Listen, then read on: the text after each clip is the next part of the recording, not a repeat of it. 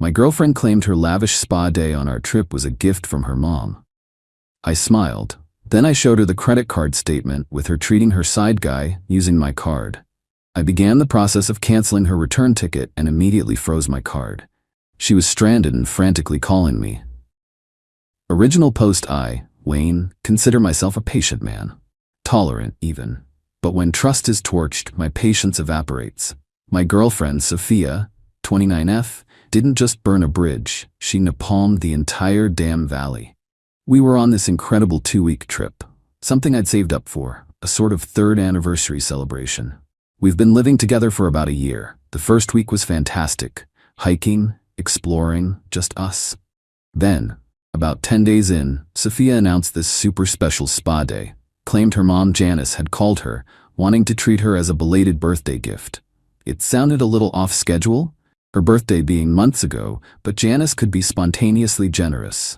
Sophia was gone most of the day, returning radiant, full of talk about massages and fancy mud.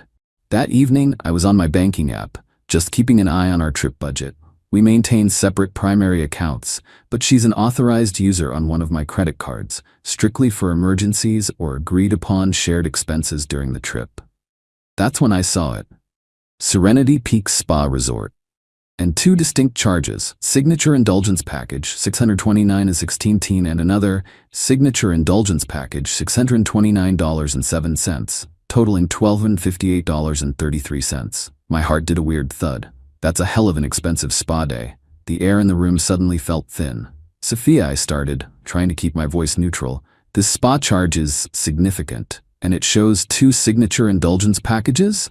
She gave a little laugh, maybe a fraction too bright. Oh, that's weird. Their billing must be messed up. It was just little old me. Mom handled the payment over the phone, I think. She wanted me to have the best. The lie was so blatant, so poorly constructed, it was almost insulting.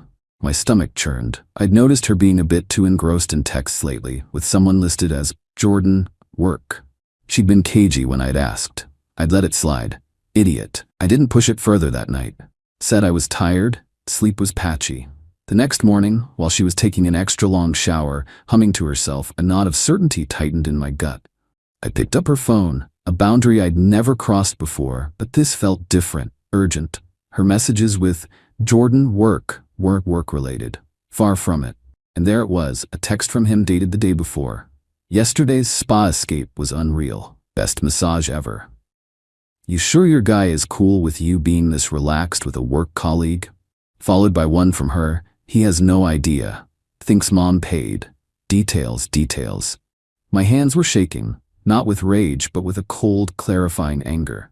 She hadn't just lied, she'd used my money, the card I entrusted her with for our trip, to fund a romantic spa day with another man. On our anniversary trip. The audacity was breathtaking. I didn't shout, I didn't throw things. I got very, very still. When she emerged wrapped in a towel, beaming, I was sitting on the edge of the bed. Morning sunshine, she trilled. Sophia, my voice was low, devoid of any warmth. We need to talk about the spa. I showed her my phone, the banking app displaying the 2 charges for the packages. Who exactly received the second package, Sophia? Her smile melted.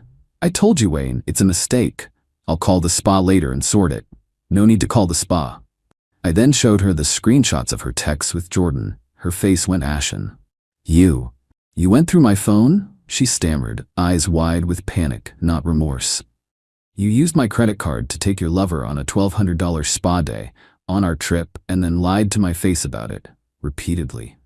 Silence. She stared, trapped. Me. I've already spoken with Capital One. This card I tapped my wallet is now frozen, all transactions blocked, and I've initiated the cancellation process for your return flight ticket that was booked on this card. They said it could take 24 to 48 hours to confirm the cancellation with the airline due to policies, but the request is in and flagged. Her jaw literally dropped. You can't do that. It's in motion, I said. You wanted to treat Jordan? Perhaps he or your mother can fund your new travel arrangements. We're finished, Sophia. I stood, reached for my suitcase. My flight leaves tomorrow as scheduled. Yours is now uncertain. Her voice rose, cracking. But all my things are at your place. How am I supposed to get home? You can't just leave me here. You're resourceful, I said, the words like ice chips. You managed this whole charade. I'm sure you'll figure something out. I walked out of the room, her sputtering protests following me. I'm now at a different hotel near the airport. My phone has been a constant barrage of calls and texts. Sophia, furious and panicked. Then her mother, Janice, indignant. Then her sister, Natalie, accusatory. I haven't answered. I needed to think, to process the sheer depth of the betrayal. Part of me is still reeling. 3 years. But overriding the hurt is a chilling sense of clarity, and a grim satisfaction in knowing she's about to collide head-on with the consequences of her actions. Update 1. 72 hours later. The past 3 days have been illuminating, mostly about the depths of Sophia's and her family's entitlement. I flew home as scheduled. The apartment felt eerily quiet. First order of business, a locksmith. New locks, new deadbolts. Her key is now a souvenir of her poor choices. That set me back about $300, but worth every cent. The communication barrage continued. I let them all go to voicemail. Sophia's messages were a predictable roller coaster. Wayne, you monster. You actually did it. My ticket is gone. Jordan bailed, said this is too much baggage. I'm stranded. I have no money. The Jordan part was almost funny. My stuff. My life is in that apartment. You have to let me in. I'm calling the police if you don't. Janice, her mom, took the disappointed but righteous tone. Wayne, I am appalled. To abandon Sophia like this, she made an error in judgment, certainly, but this is cruel. You have a responsibility to see her home safely and ensure she has her belongings. No mention of the $12 and $58.33, of course. You need to send her money for a new ticket immediately. It's the least you can do after this traumatic experience you've put her through. Natalie, the sister, was pure attack dog. You're a sick individual, Wayne. Leaving her high and dry? What if something happens to her? That's on you. She needs her things, her laptop, her clothes for job interviews. You better not have touched anything, or we're coming over and it won't be pretty. After about the 30th call, I sent a single concise text to Sophia. Your belongings are secure. You may arrange one time to collect them. Your mother or sister may accompany you. You will not enter the apartment beyond the immediate entryway. Provide a date and time. A few hours of silence, then a text from Natalie. Tomorrow, 2 p.m., have it all packed by the door, and you will give Sophia funds for her ticket and to tide her over. The sheer nerve. Unbelievable. So I spent an evening packing her life into boxes. Clothes, makeup, books, those awful decorative gourds she insisted on.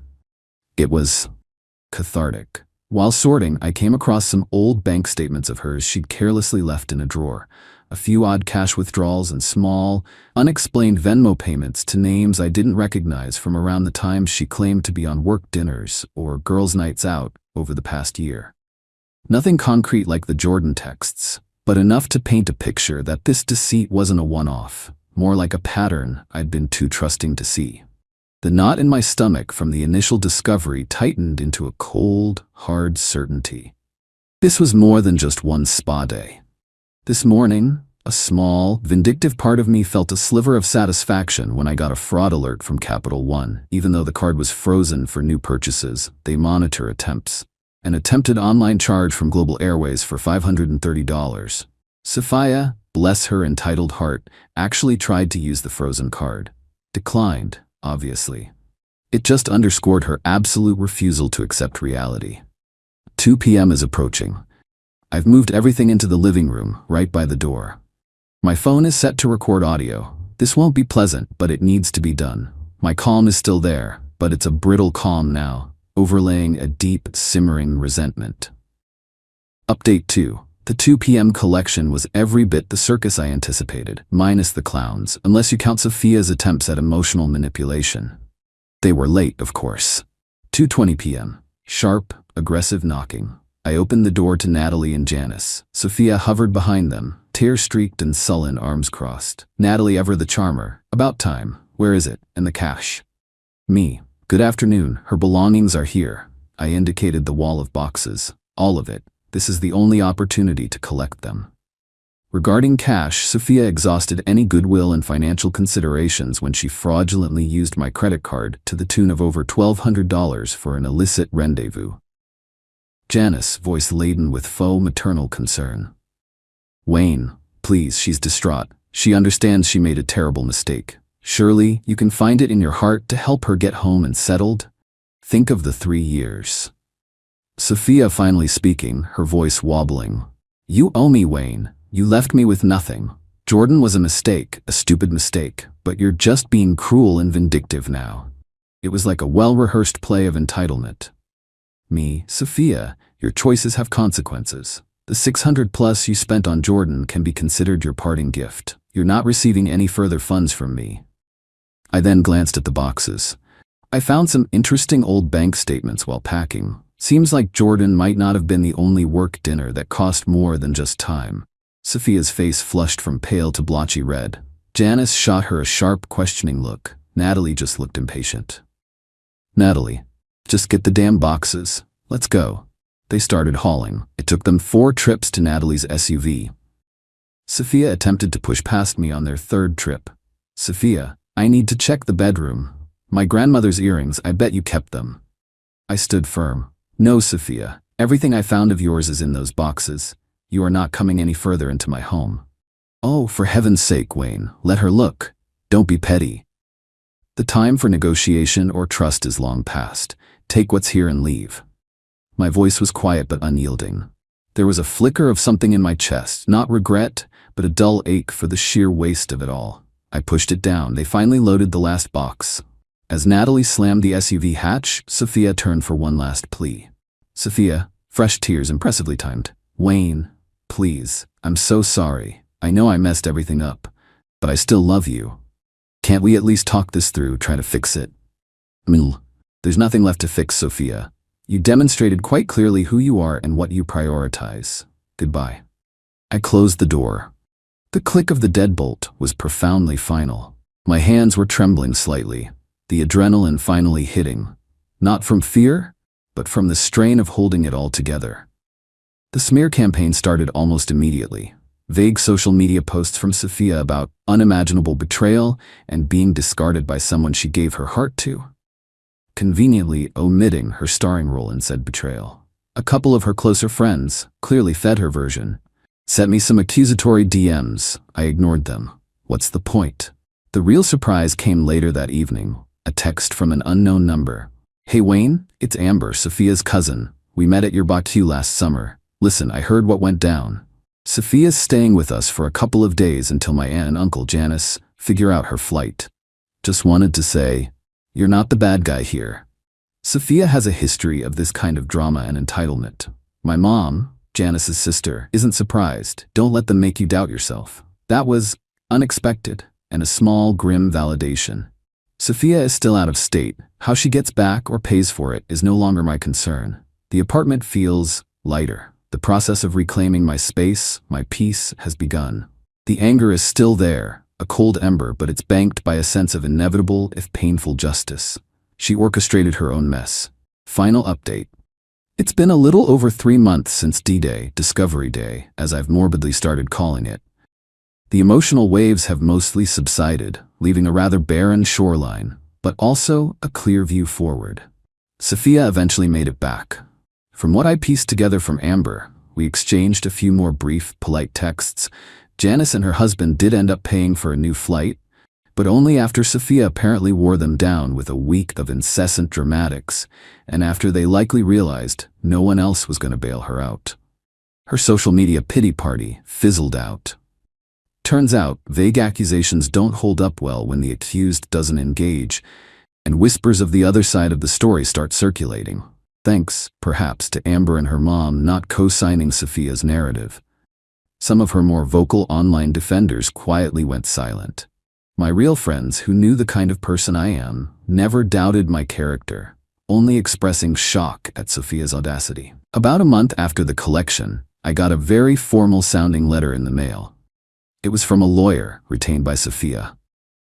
It was full of bluster about emotional distress, unlawful retention of property, referring to the mythical grandmother's earrings she later found in one of her own bags, a fact she never bothered to correct with her lawyer, it seems, and a demand for $5,000 for reimbursement of shared expenses and relocation costs. It also vaguely alluded to my responsibility for charges on the card, as she was an authorized user. My response was equally formal, via a lawyer I consulted, just to be safe. We sent back copies of the credit card statement showing the two $629 plus charges for the spa packages. Copies of her texts with Jordan confirming the illicit nature of the spa day. A copy of my immediate fraud report to Capital One regarding the spa charge and the subsequent freezing of the card. A polite note that any claim of shared benefit for the spa charge was demonstrably false and fraudulent, and that her use of the card for this purpose was a gross violation of our understanding for its use. A suggestion that if she pursued this, I would vigorously countersue for the full amount of the fraudulent spa transaction and all associated legal fees, and that the documented deceit would be central to that defense. Absolute silence after that. Her lawyer probably advised her that emotional distress over being caught cheating and subsequently dumped isn't a winning legal strategy. The consequences for Sophia have been tangible. Amber mentioned Sophia had to move out of her pricier apartment a month or so after returning. She couldn't swing it solo without my contributions subsidizing her lifestyle. She's apparently living in a much smaller place, further out.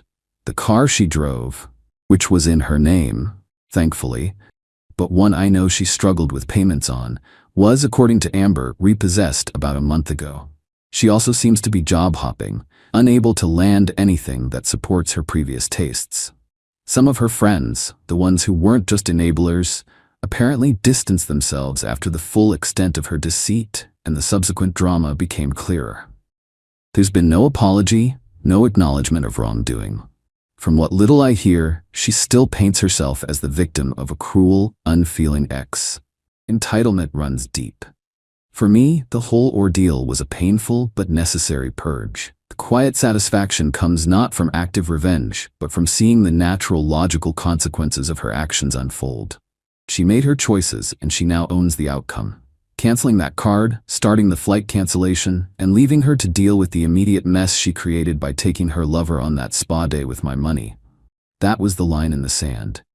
Her frantic calls weren't a source of joy, but a confirmation that reality was finally intruding on her fantasy. My apartment is my sanctuary again. I'm slowly getting back out there. The financial sting of the trip and the spa debacle has faded. The lesson, however, remains. Trust, once incinerated, doesn't just magically reappear. And some people will take everything if you let them. She didn't just lose a boyfriend. She lost the comfortable, subsidized life she clearly took for granted. That, in itself, is justice served.